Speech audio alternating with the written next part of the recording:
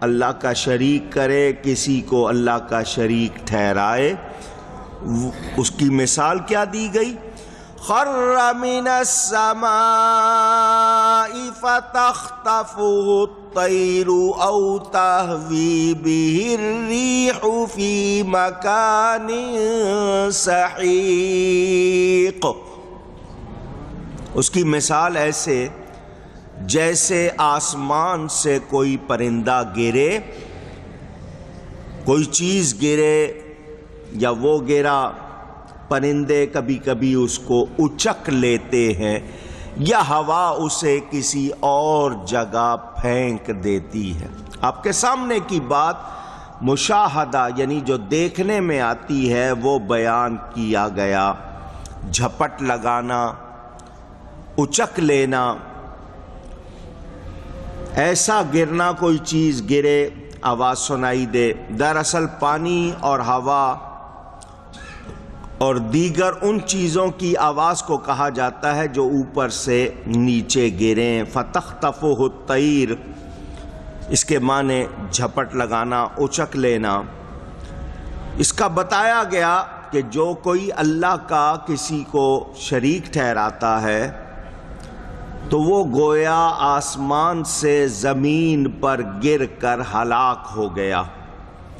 تم جو پرندے مردار کھاتے ہیں جیسے گدھ وغیرہ، وہ اسے ٹکڑے ٹکڑے کر کے اٹھا کے لے جاتے ہیں زمین سے، یا اسے ہوا اوپر سے نیچے مار دے، یعنی وہ اوپر سے اس طرح زور سے آ کے نیچے سے گرے۔ تو کیا مطلب کہ جو شخص اللہ کا کسی کو شریک ٹھہراتا ہے وہ گندگی میں گرتا ہے، اور جو صحیح ایمان والا ہے وہ بلندی پہ رہتا ہے، اس کو عزت ملی ہے۔ جو شرک کرتا ہے اس کی کوئی عزت نہیں، اس کو ایسی جگہ پھینکا جاتا ہے جہاں اس کا کوئی مددگار نہیں۔ تو ایمان کی بلندی سے کفر کے، شرک کے گڑھے میں گرنا یہ اچھی بات نہیں ہے۔ اسی طرح نفس کی خواہش، یہ جو اندر کہتے ہیں میرا جی نہیں کرتا، یہ نفس کی خواہش، جی چاہ رہا ہے ایسا کروں، تو جو نفس کی خواہشات کی تہذیب نہ کرے، خواہشات آتی ہیں، اچھی بھی آتی ہیں، تو اگر غلط خواہشیں آتی ہیں ان کی تہذیب کرے، ورنہ یہ اس کو ذلیل و خوار کر دیتی ہے۔ اچھا بھلا بندہ چھوٹے سے مزے کے لیے اپنی پتہ نہیں کتنی محنت برباد کر دیتا ہے، عزت گوا دیتا ہے، تو شیطان کے وسوسوں کی ہوا سے وادی ضلالت میں گر جانا اور تباہ و برباد ہو جانا ایمان والے کا کام نہیں ہے۔ تو بتایا گیا جو کفر و شرک کرتے ہیں وہ تباہی کا سامان کرتے ہیں، ایمان والے کو گھاٹے کی بات نہیں کرنی چاہیے۔ صحیحین میں حدیث موجود ہے، حضرت سیدنا معاذ بن جبل رضی اللہ تعالی عنہ سے مروی وہ راوی ہیں کہ نبی کریم صلی اللہ علیہ وسلم نے فرمایا، کیا تمہیں معلوم ہے کہ بندوں پر اللہ تعالی کا حق کیا ہے؟ صحابہ کی عادت تھی کہ جب نبی کوئی سوال کرتے تھے تو یہ نہیں، مثلا میں پوچھوں ٹائم کیا ہے تو آپ فوراً گھڑی دیکھ کے ٹائم بتا دیں گے، میں پوچھوں دن کیا ہے تو آپ دن بتا دیں گے، میں پوچھوں تاریخ کیا ہے تو آپ تاریخ بتا دیں گے۔ صحابہ کا یہ طریقہ نہیں تھا، کیونکہ نبی نے کیا کہنا ہے، ہو سکتا ہے ہمارے لیے کوئی اور بات ہے، تو وہ نبی کے جواب میں کیا کہتے تھے؟ اللہ اور اس کا رسول ہی زیادہ جانتا ہے۔ یہ صحابہ کا طریقہ تھا۔ عربی میں کہتے تھے اللہ ورسولہ اعلم، اللہ اور اس کا رسول ہی اونچی زیادہ جانتے ہیں، بہتر جانتے ہیں۔ نبی کریم صلی اللہ علیہ وآلہ وسلم نے فرمایا، اللہ تعالیٰ کا بندوں پر حق یہ ہے کہ وہ اس کی عبادت کریں اور اس کے ساتھ کسی کو کسی طرح شریک نہ ٹھہرائیں۔ پھر نبی کریم صلی اللہ علیہ وسلم نے فرمایا اے معاذ تمہیں معلوم ہے کہ بندوں کا اللہ تعالی پر کیا حق ہے؟ تو اللہ کا حق تھا. اب اللہ پر جب وہ اس کی عبادت کریں، بندے جب اللہ کی عبادت کریں اور شرک سے بچیں تو پھر اللہ پر کیا حق ہے؟ صحابہ نے پھر کہا اللہ اور اس کا رسول ہی زیادہ جانتے ہیں، بہتر جانتے ہیں. فرمایا اللہ تعالیٰ کا ایسے بندوں پر یہ لطف ہوگا کہ وہ انہیں عذاب میں نہیں ڈالے گا. اللہ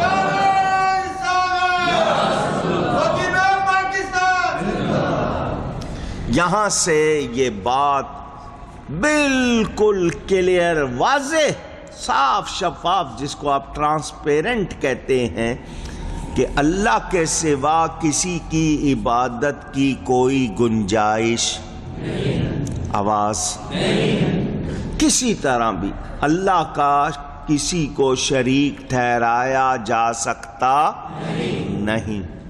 عقیدہ خالص، پیور، اور وہ بھی ٹھوس پکا، جس سے شرک کی بو بھی آئے وہ بھی ہم اپنا سکتے نہیں. یہاں پھر مجھے کہنا پڑے گا وہ باتیں یا وہ عمل جو شرک نہیں اور ان کو شرک کہہ دیا جائے تو اس طرح کہنے سے شرک نہیں ہوگا. جو چیز اللہ کے نزدیک شرک نہیں، دین کے نزدیک شرک نہیں، اس کو اگر کوئی شرک ٹھہرائے تو اس کے ٹھہرانے سے وہ شرک نہیں ہوگا. ہم اللہ کے نزدیک مسلمان ہیں، مشرک نہیں، تو کسی کے فتوے سے مشرک ہو سکتے نہیں. اور بخاری شریف میں میرے نبی پاک صلی اللہ علیہ وسلم کا یہ فرمان ایک جگہ نہیں، ایک سے زیادہ جگہ پر ہے. فرمایا مجھے اپنی امت سے شرک کا خوف نہیں ہے. اس بات کا ڈر ہے کہ میری امت دنیا کو زیادہ پسند کرنے لگ جائے گی، جو ہم دیکھ رہے ہیں، لیکن فرمایا شرک کا خوف نہیں. اب یا رسول اللہ کا نعرہ لگائیں، کوئی کہہ دے شرک ہے. اللہ کے کسی پیارے کو پکاریں، کوئی کہہ دے شرک ہے. ہاتھ باندھ کر ادب سے صلاۃ و سلام پڑھیں، کوئی کہہ دے شرک ہے. ظالموں نے تو میلاد منانے کو بھی شرک کہہ دیا. عقل سے اتنا ہی خالی ہے. ارے میلاد کے معنی پیدائش مخلوق کی منائی جاتی. کبھی کسی نے خدا کا میلاد منایا؟ کیونکہ وہ میلاد سے پاک ہے. لم یلد ولم یولد. تو اتنا بھی نہیں پتا. تو یہ جو اس طرح کے فتوے لگاتے ہیں، ان کے فتووں سے ہمیں ڈرنے کی کوئی ضرورت نہیں. اللہ کو ایک ماننا ہے، عبادت صرف اور صرف اور صرف اور صرف اللہ تعالی کی کرنی ہے. عقیدہ خالص، پکا، پیور.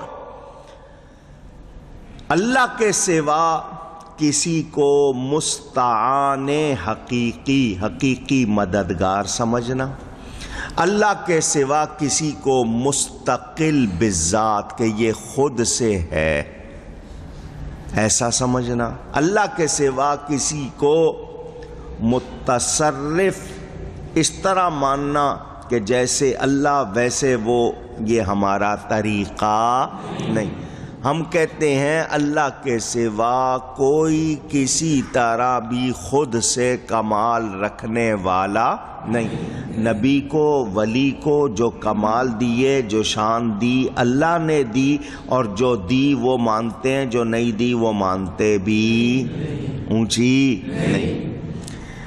نبی کی شان بیان کرنا شرک نہیں. ہاں کوئی نبی کو اللہ کا شریک، ساجی، ہمسر، برابر، ٹکڑا کہے، یہ ہمارا عقیدہ نہیں. ہم نبی کو بندہ مانتے ہیں، مخلوق مانتے ہیں، مگر مخلوق میں سب سے بہتر، سب سے اعلیٰ مانتے ہیں. اللہ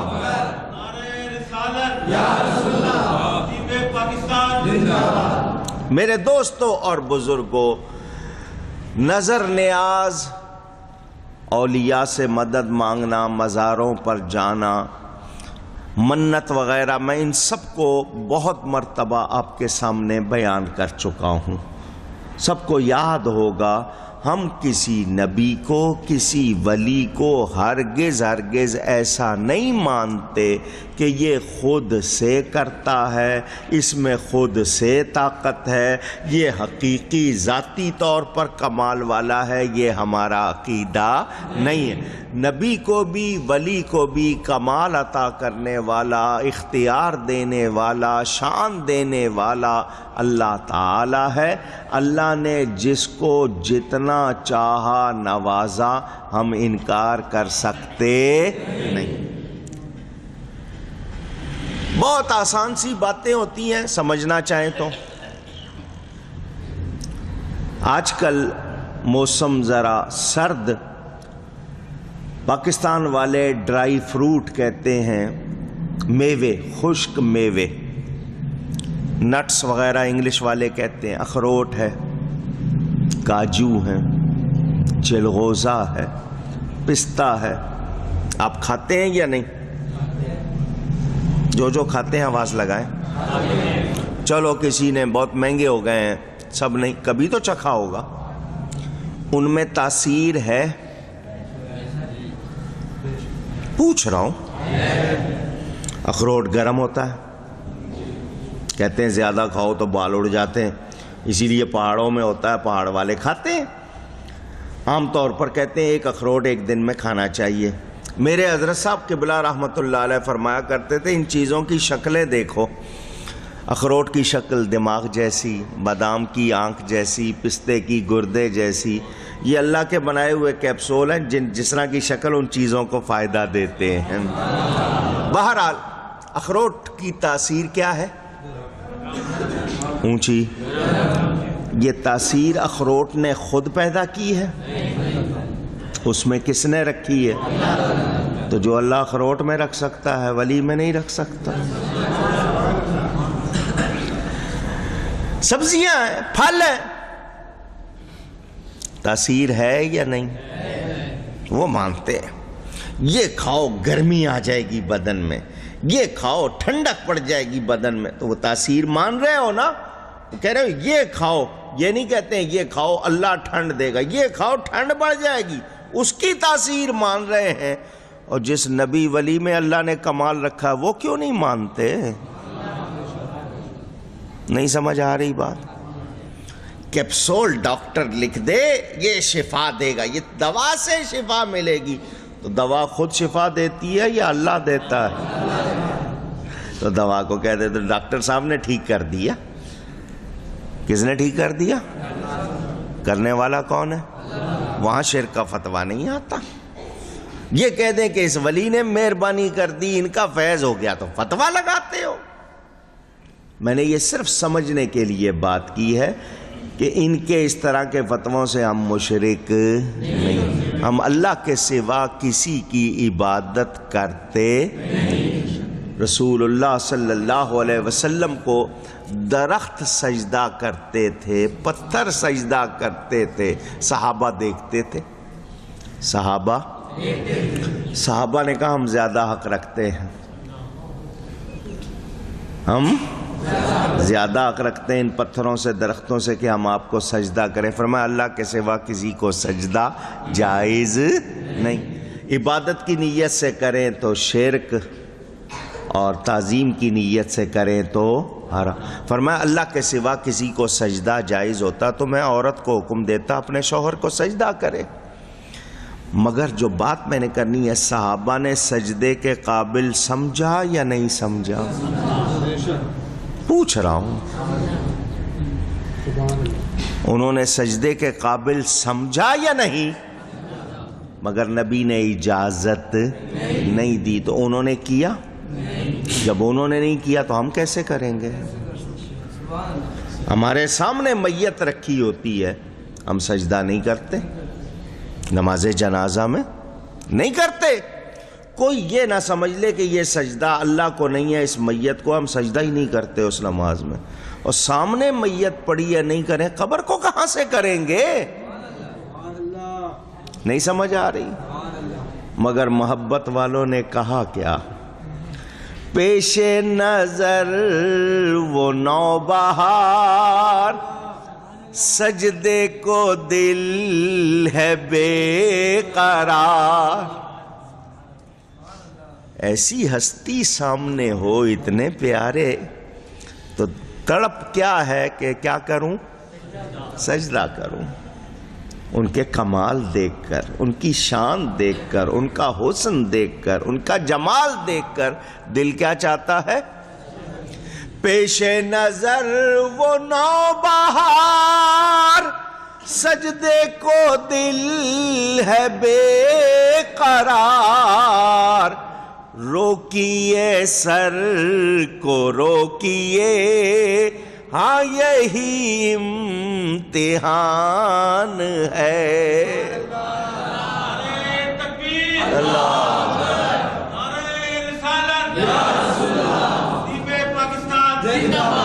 روکیے سر کو روکیے، ہاں یہی امتحان ہے۔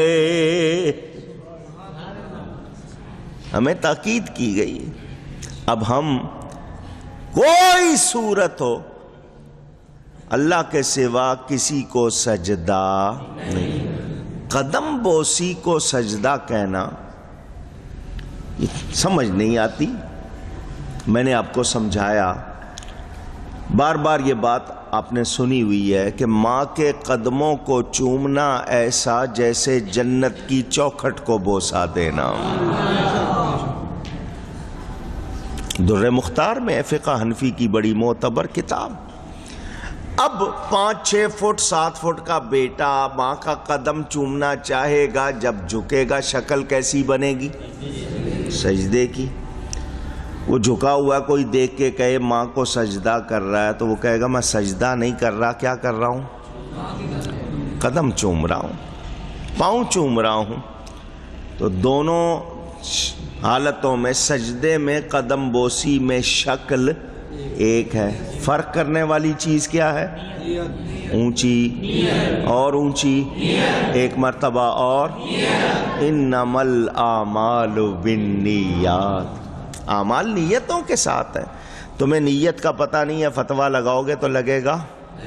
اچھا، آپ جب نماز پڑھتے ہیں تو کہتے ہیں منہ